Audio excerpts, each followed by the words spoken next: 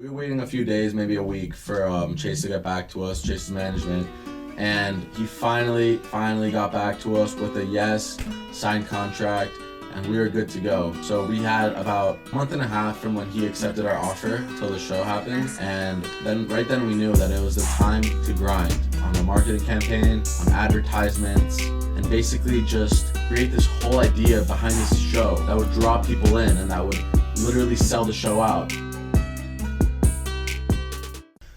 Welcome back, everybody, to episode 4 of the Stop Lookin' Storytime podcast series, where we tell stories about how Stop Lookin' became Stop Lookin'.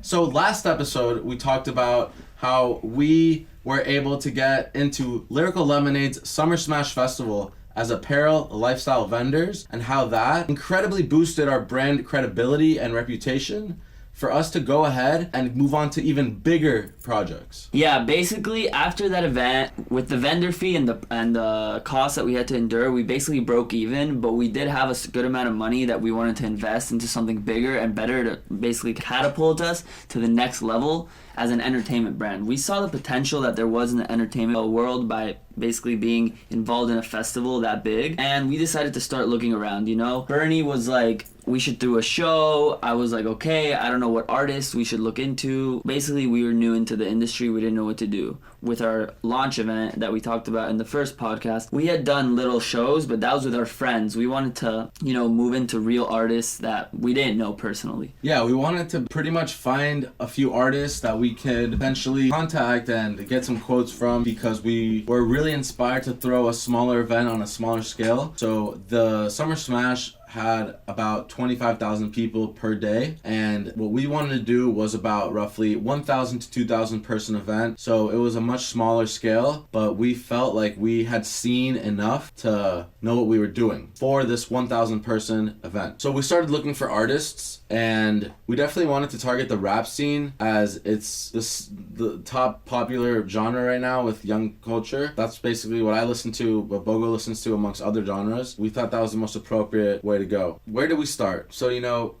to throw an event, you want to throw a concert, you need to contact artists, management, booking agencies, you need to contact venues, you need to get into, you got to get the quotes, you got to figure out your numbers, basically, to see if you're going to make money, if you're going to lose money, and see if it's worth your while. I, not knowing anything about booking artists, I reached out to some friends of mine who had some connections and had previous experience with the live music industry. My friend Leo, shout out to Leo, he's actually also in my fraternity. He's a year younger than me, and he had a summer internship with Live Nation last summer. And I knew about this because I would see that every day or so. He would be posting up at really crazy concerts, and I'm talking, A-list artist concerts every other night, Madison Square Garden, City Field. He was hitting every venue in New York City and greater area just for his internship. And I was seeing this throughout the summer, and I thought he was a very good person to reach out to and get some more information and see if what we wanted to do was feasible on the financial side and feasible on the work side, just to see if everything would line up accordingly. So I hit Leo up. He was really down to do it, and we started looking for artists. So while we were looking for artists, we found ourselves going in circles. We would hit up these artist managements, and most of them would be out of our price range. Some of them that we were presented were simply not big enough to sell out 1,000, 2,000 person venue. Keep in mind this was in Indiana, Bloomington, Indiana. So the population of the college town is very diverse. So it's really important when we were choosing an artist, it was really important for us to choose somebody that can really, relate to many different types of people, many different groups of people, and it wasn't so niche. So we started talking to Leo, and he introduced us to his friend, Jackson. Big shout out to Jackson. If you're watching this, you're the man. So Jackson has his own booking company, which he's been running for the past 2 or 3 years, and he's been absolutely crushing it. He's booked over, I'd say, 40 different artists for colleges, for venues, for clubs, for frats, for everything. Everyone. He's super well connected and really knows how to run his company. And he proposed to us, why not we look into booking Chase B? So when Bernie brought this to my attention, he's like, okay, I've been working with Leo and Jackson. They have connections to basically book Chase B.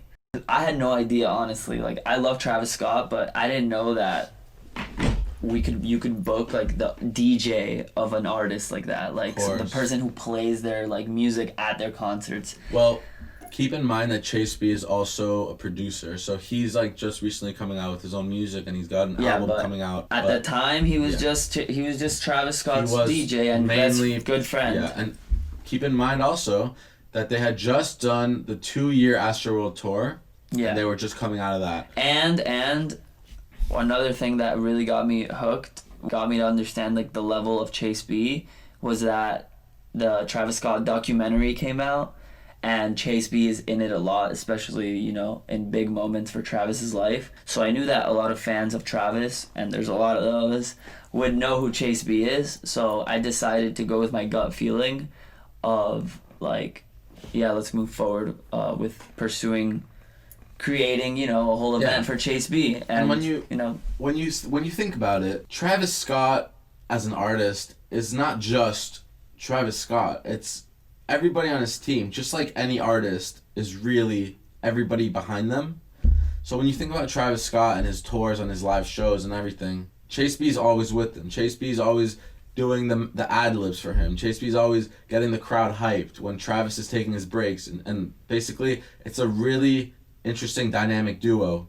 I was listening to Chase B way back in the day through his SoundCloud mixes, which are absolutely fire. I hope he continues those because I know they're on pause for a little bit right now. And I was always really, really interested in Chase B as, you know, as a DJ, because I also am really into DJing, and he's a fire DJ. He's absolutely phenomenal. So he really piqued my interest as a young teenager. So being able to book him was absolutely amazing. We decided to move forward with that, and Jackson set out on finding out how much we would need to pay to book him, while we started looking for dates and venues. There happened to be a really good venue for this type of event in Bloomington called Kilroy's. Shout out Kilroy's, because it's just perfect, because their maximum capacity is 1,100, and an event like this, like, it makes sense with our numbers. It would make sense. We would make money selling 1,000 tickets, so that made sense. And they gave us some dates. Chase B gave us a number and dates. We put it all together, and then we started working. We started making marketing material. Before we did that, we had to come up with the date, come up with the contracts, and sign those contracts. So just a little tip, if anybody here is trying to get into the entertainment or music or any business, make sure you have something in writing. Contracts are the most important thing for your business. Seriously, they can literally make or break your whole business. One contract. And, you know, we've learned the hard way in the past 2.5 years of us with starting our venture. And let me tell you something. Contracts are a big deal. I mean, yeah, obviously when you're working with a label like Cactus Jack, established label with a name, like there's gonna be contracts involved. I didn't even think I had to say any scale. You know, anything over $500, you gotta have it in writing. Trust me. Little tip for all the entrepreneurs out there. So in the contract, you know, we have like date, payment, cancellation policy, all that basic stuff. You know, you could just look up on Google booking contract, and you'll find templates. But yeah, so we were waiting a few days, maybe a week, for Chase to get back to us, Chase's management, and he finally got back to us with a yes, signed contract, and we were good to go. So we had about a month and a half from when he accepted our offer till the show happened, and then we knew that it was the time to grind on a marketing campaign, on advertisements, and basically just create this whole idea behind this show that would draw people in and that would literally sell the show out. Because, you know, these Travis Scott fans already love Chase B, whether they know who he is or not. If you've been to a Travis show, Chase is the one who's DJing. Chase is the one who's hyping you up behind Travis. So it's a matter of it's a matter of just showing exposing them, it to the showing public them that Chase B is. They already know him. So we got going on our marketing. I started. So Bogo goes to NYU. For those who don't know, so I was with Leo running around the campus, putting up flyers on every bus stop, handing out stuff, we made these like flyers where you could scan the QR code with your phone and immediately buy tickets. So those were a huge help for us to sell tickets. Eventbrite was a really good resource for us to sell tickets. So something that I learned reading shout out Mark Cuban, reading his book, was that if you want to make a sale, you gotta provide the customer with the path of least resistance. So if you make it hard for someone to buy your product, whether it takes them too long to get on your site, whether it takes them too much effort, they're not gonna be into it. You know, just like why Amazon is amazing. You get in there and you're out of there in 10 seconds. You could buy a full cart of stuff. So we put these little QR codes, we put these flyers all over Bloomington, so that when somebody saw it, you could just pull your phone out, scan it, boom, you're at the checkout for the ticket. So that was a huge contributor to our success of ticket sales, because we reduced the whole, point A to point D of seeing that there's an event to buying the ticket by just providing people with the upfront direct link to their phone when they saw the ad in person. Yeah. So one thing about this show was that it was on a Wednesday and I had school, so I had to like pull some like crazy moves. So once like the time came for the show, also keep in mind all this marketing and sales that Bernie's talking about may have sold maybe like 50% of the tickets. About 55%. By the time I got to Bloomington. So it was like the evening of the show basically, and we had still like 50% of the sales to go, which was a little scary, because we might not profit, we might not break even, but in my mind I was always ready, it's an exposure event, it's event marketing. Even if we don't make a lot of money, it's still worth it. But I had to fly in after like a test or something. I was just stressed. I had to get in and out. I had to even leave the next morning at like 6 a.m. because I had to make it for a Thursday morning class. And so I got there on the Wednesday at like a kind of afternoonish, and then the show was starting at 8. So it was pretty stressful on my end to not know what was going to happen. I hadn't even seen the venue in person, I had put a lot of my own money into this, and I didn't really know what was going to happen. But Bernie and Leo assured me everything was fine when I got there, and yeah. So it's the evening of the show.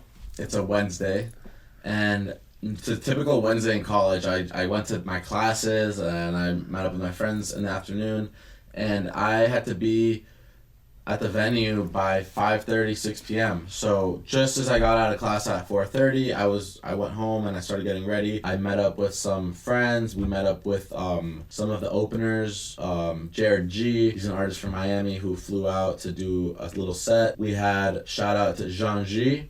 That boy, he's a very famous local DJ in Bloomington. So anybody that goes to IU knows who John G is. He's a legend. Legend. He does all the Kilroy's big events. DJs like 6 out of 7 nights a week. He's an absolute monster. Yeah, we really wanted to have people performing before Chase, because for many reasons. One reason, because the longer we have people there, the better it is. Two, Chase B was probably going to get there late and did get there late, and good thing we had there's a reason why every concert you go to has openers. Yeah. Because, unless it's like an arena tour where the artist gets like a 2.5 hour set and stuff, you're going to get a 45-minute to 1 hour set when you book an artist. So while you basically get the venue for the entire day.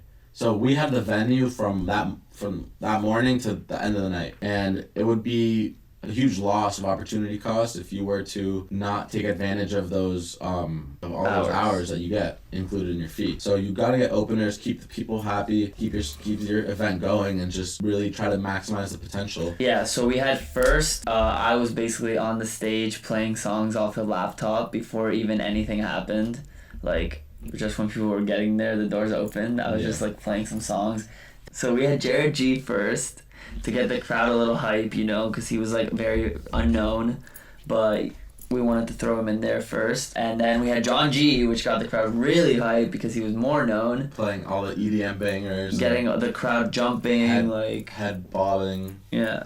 And then finally we were like really worried because it was already like 9:30 and Chase B hadn't even gotten there and the doors opened at 8. So he gets there right at 9:30ish. We go to the back room, we drink a little, eat a little, you know, greet him. Jackson comes with him. He brought him from the airport. Shout out Jackson again. So Chase pulled up and we basically like had to kind of rush him, but at the same time like be cordial and like meet him and greet him. Of course. So that was really fun and interesting. Good thing that Kilroy's had like a side room for the artists. The green room. The green room. And yeah, once Chase got on the stage, shit just went off. It popped off. We had like 1,000 people there, like on some other shit. The security had to double work when Chase got on because everyone was trying to get backstage and everyone was trying to be a friend of a friend of a friend or whatever, and like out of nowhere there was like 50 people backstage and we had to start kicking everyone out. And yeah, you know.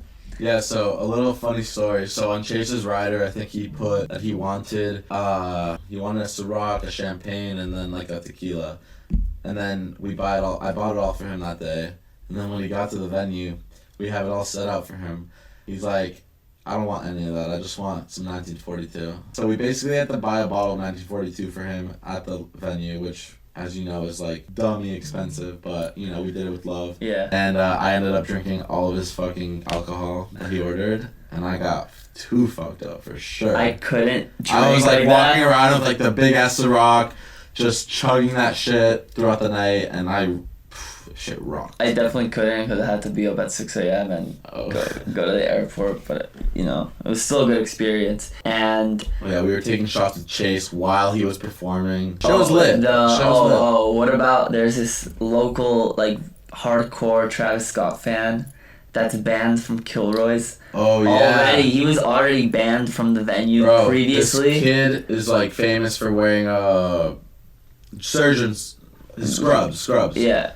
To like Travis Scott events and shit. He's like kind of known. And he literally was banned from Kilroy's. And during the show, this kid climbs in through the windows. I'm standing there in the backstage. I'm standing backstage, just like enjoying the show with my friend Cole. Shout out Cole, who's the owner of the studio that we're in right now. Oak House NMB. We'll put it right now. So I'm standing there with Cole, and we literally see a dude coming through the window of the backstage, run on top stage with Chase B, grab Chase B like this, and start like dancing. And at that exact moment, I sprinted as fast as I could onto the stage and pushed this dude off, and he fell on top of the railings that were holding the crowd. And then we got security to escort him out, but that dude was so fucking crazy, I wanted to kill him. I also saw this one kid who tried to sneak in through the back door wearing a fake security jacket, and he thought he was like so slick, and I literally was like, dude, nah. But it's crazy. People will try to finesse you, and like, you know, there's nothing wrong with finessing, but just make sure you finesse correctly. That day we made all the profit, so when I had gotten there, we had no profit, and then 2 hours later, we had all the profit, and it's incredible how people wait till the last minute to buy. We expected that to happen, you know, like, just like you and I, you know, when you're not 100% the biggest fan of the artist that you're going to go see and you don't buy the ticket two months in advance, you tend to buy a ticket last minute. Yeah. And there's nothing wrong with that, but we just had to, you know, vaccinate ourselves for that event, that like feeling and that anxiety that you're going to get when the show is like about to open doors and your tickets are now just starting to sell out, you know? Yeah. It's like a huge leap of faith that you take. Yeah, so obviously we took the leap of faith. We made the money, which was really good for us. People had a really good time at the show. Chase B absolutely tweeted. Killed it. Chase B fucking loved it. Literally, he tweeted right after we were done with the show this, which we'll put up right now. So obviously he fucking loved it and he had a good time because that was the first time he was a headliner for his own show. Like usually he's working with Travis, and we sold him as his own act. Right. And he loved us for that, and he was super surprised that we told him after that was our first show we had ever done. Yeah. So yeah, and everyone won. It was a win for everyone. The people, us, Chase. And I think that's why we're so intrigued and interested and involved lately with live entertainment, you know? Because it gives an opportunity for everybody to eat, you know? If you work the numbers correctly, you can provide a good price point for people to get for them to source their entertainment. You create an opportunity for the artist. You create an opportunity for yourself. It's everybody eats. Yeah, it's great. So yeah, and not only did that benefit us in terms of money, which is what we're talking about, but it also gave us an email list of 1,000 people that bought tickets from Eventbrite, on top of the tickets having our branding on it and all of the promotional material having our branding on it. So we basically got mind share in people's brains, like they know our brand. We got into their consciousness, not directly selling them clothing or marketing them a t-shirt, but by them going to this event. So what we're trying to say is that Stop Lookin is not just an apparel brand, and it's way more than just clothing. It's a lifestyle, it's a experience, and it's a moment. It's a moment in life. It's a moment in time that you will experience, hopefully, one day. It's the Stop Lookin effect. Yes. So we'll... with that in mind, we want to thank you guys for tuning in. Next week, we're going to be talking about even better stuff because every podcast gets better. Right. So, yeah. If you stay till the end, you're a real G, and everybody knows that real G's move in silence like lasagna. So, I hate lasagna, but I'm a real G, so let's just keep it that way. So, we'll catch you guys later on the next podcast. We'll be right back in about a week or so with some fresh content, new stories to tell, new vibes to give. Remember that we just dropped... What did we just drop? We just dropped booty shorts. You know it's summer. We'll put these right here. So all the ladies, we told you that we're looking out for you this summer. You know, we weren't looking out for you before, but I'm looking out for you now. If ladies, you want to show off your booty and have some cool text on it, cop the shorts. If you're a guy and you have a girl and you want to see her booty, buy her some booty shorts. I like it. I like it.